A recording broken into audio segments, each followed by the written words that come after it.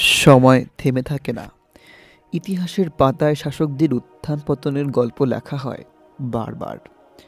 কিন্তু কিছু গল্প থাকে যা শতাব্দীর পর শতাব্দী ধরে মানুষের মনে জায়গা করে নেয়।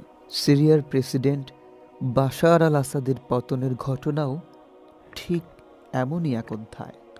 দামেস্ক, যে শহর ছিল প্রাচ্যের মণি, বাশার আল আসাদ একসময় অপরাজয় মনে হওয়া নেতা। এখানে শুরু করেছিলেন তার ক্ষমতার যাত্রা। তার পিতা হাফিজ আল আসাদের হাত ধরে এই রাজবংশ স্থিত হয়েছিল ১৯৭১ সালে।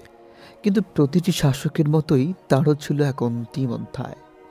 বাশার আল আসাদ এক তরুণ চিকিৎসক।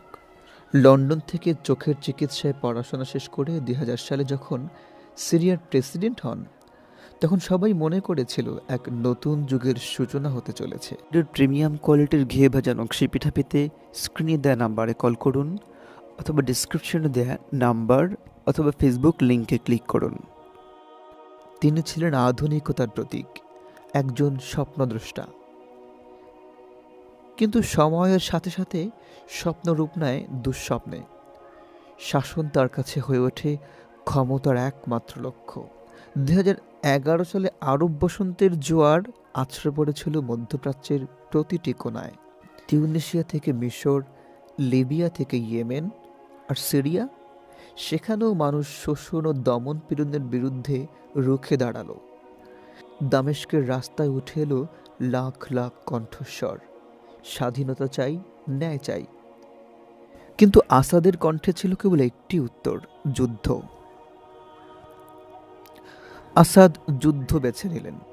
তার ট্যাঙ্ক আর বোমারু বিমান আর রাসায়নিক অস্ত্র সবকিছু প্রয়োগ করা হলো নিজের দেশের জনগণের উপর। একসময় সুরম্য দামেস্ক আর আলেপ্পো পরিণত হলো মৃত্যুপুরীতে। ৫.৫ লাখের বেশি মানুষ জীবন দিল এই যুদ্ধে। প্রায় ১ কোটি মানুষ হারিয়েছে তাদের বসতভিটা।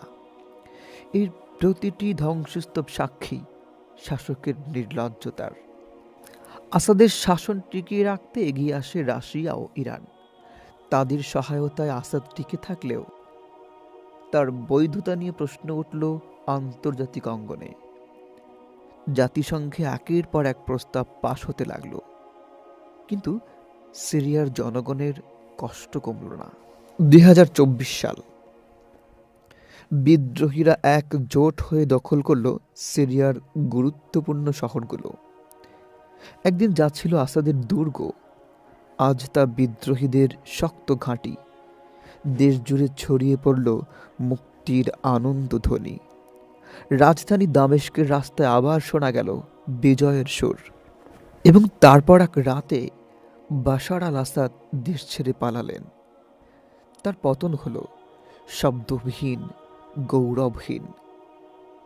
যে শাসক একসময় নিজেকে সিরিয়ার একমাত্র ভরসা বলতেন, তিনি আজ শুধু ইতিহাসের একটি নাম।